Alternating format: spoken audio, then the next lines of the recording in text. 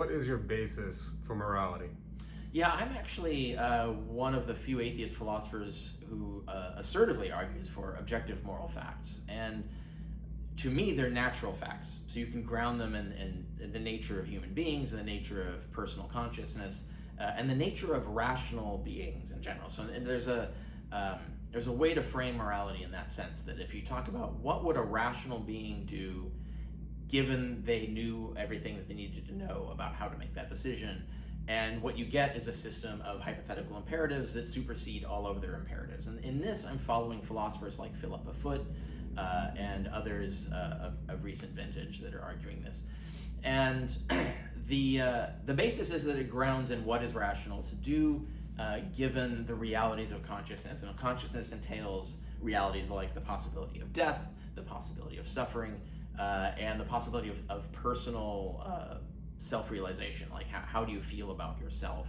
What kind of person have you become, and do you like who you've become? So if you think of it in those terms, you can actually get an objective reality.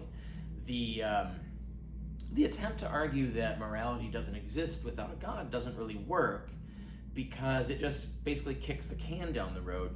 You can have like God make commands, but then why should you listen to those commands? Why are those commands good? Why are they right? There could be something that else is true. So it's really just subjective in terms of what this random arbitrary person wants. Or if you ground it in God's nature, you run into the same problem, right? So it's the same issue as why is God's nature something we should follow? Like he's not even mortal. Like why would his nature relate to our nature, and morality for us should follow from our nature? So there's a lot of problems with the sort of theistic argument, and there are atheist solutions if you look for them.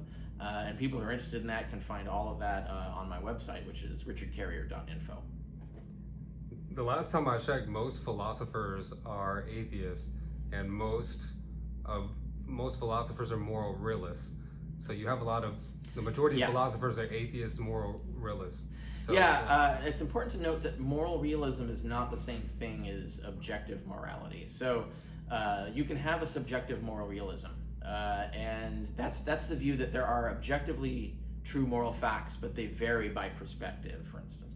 And it's similar to like relativity theory in physics, where you are in time or where your velocity and so forth can all vary based on what your reference frame is. So it's relative, but it's also objective, right? So it's a physical fact, and there's an objective fact about what your relative framework is. And a lot of moral realists take that same view with morality. So morality can be both relative, but it still has true moral facts. So like what your relative position is in a system entails certain moral facts. You don't get to just flippantly decide what they are. They follow necessarily from the situation that you are in, and so that's the sort of relative system. And I think a lot of theists play word games with this. And I have some articles about what do people really mean by relative, subjective, objective, etc. But it is true, you can go to the Phil Papers survey and look and see the statistics, and it is most philosophers just in general are moral realists, but also most atheists. You can actually do a selection for atheists and moral realism, and yes, that is actually the dominant view. And what do you make of the is-ought dilemma from David Hume? This gets misused a lot. I've seen people try to browbeat other people with this idea that Hume proved that you can't get an is from an ought. That's actually false. Hume never said you can't get an is from an ought, or an ought from an is. What he said was that he'd not seen what he called vulgar systems of morality, in other words, Christian morality, popular morality. He'd never seen that done for those systems of morality. So when Christians come to him and say, here's morality, his argument was that they never connect the is to the ought. So they never connect the is of God or God's commands or God's nature or the Bible. Whatever they say the basis of morality is, they never have that connecting premise that makes that the thing that you should follow. So he's saying that they failed to get an ought from an is. He did not say that it could not be done. This is very important. He himself derives the ought from the is of human nature and human sentiments and feelings and so forth, which was close to correct. There's a whole field of moral psychology that gets into the grounding of morality in our psychology, in the human psychology, and they're right about this, basically, that's the grounding. And so you actually can do this.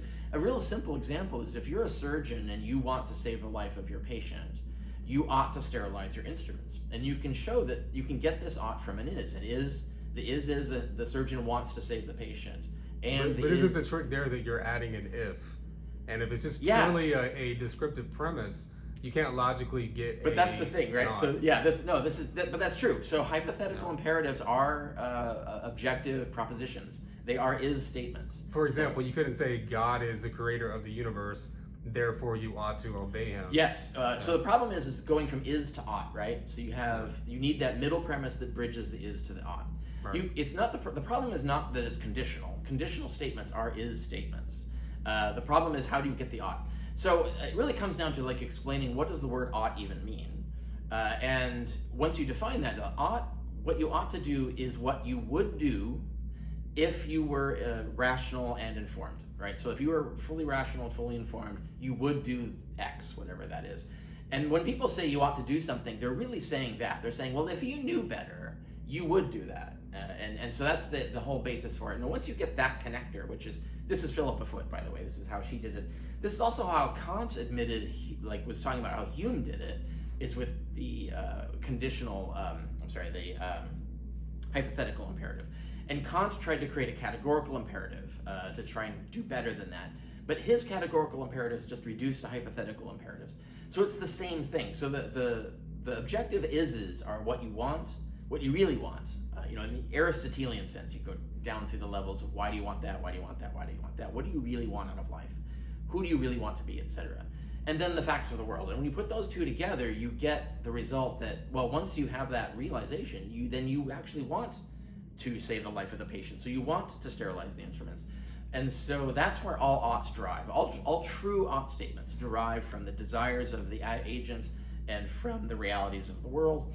But they don't derive from the superficial, desires in the moment of the agent. They derive from the fundamental desires of what the agent really wants most, which is where moral error arises, where if somebody wants something, like they want to be happy, they come to the conclusion that they have to make a lot of money, and that's where they've gone wrong. So now their desire is to make money, but they've forgotten that really they just wanted to be happy. So if there's an easier way to be happy than to waste your life just making money, they should do that. There's no action without desire.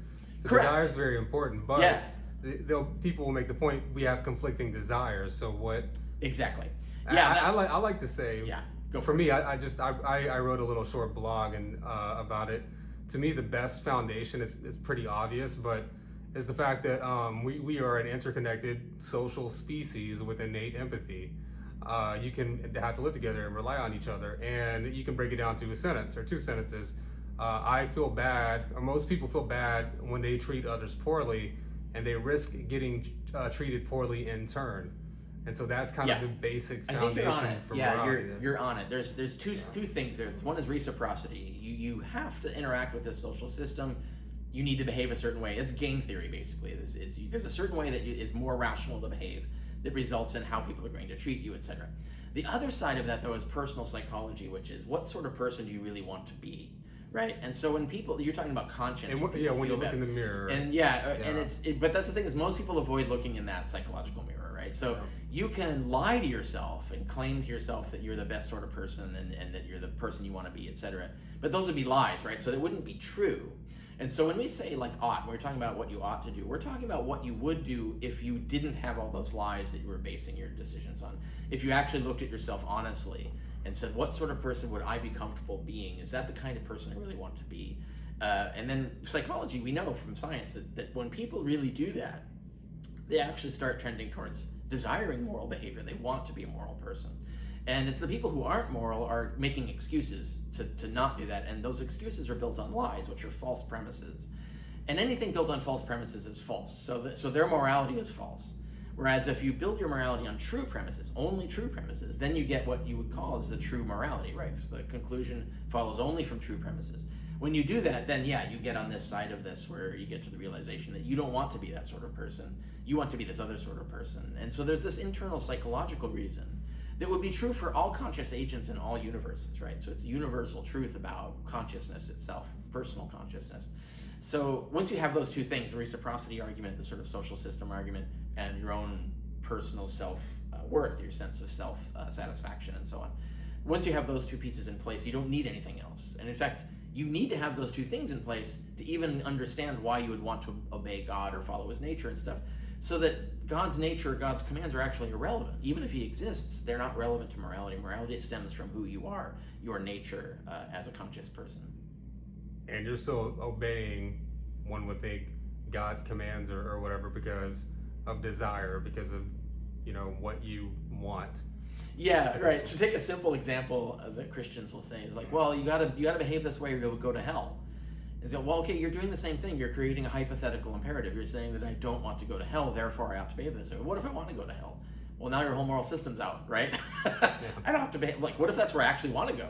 Well, then in that case, then I want to actually do all this other stuff, which is why Christians will try to invent a hell that is so horrible no one wants to go there. Of course, they're making it up. But they're doing that because they understand exactly what I've just explained, is that you have to actually already want to be moral.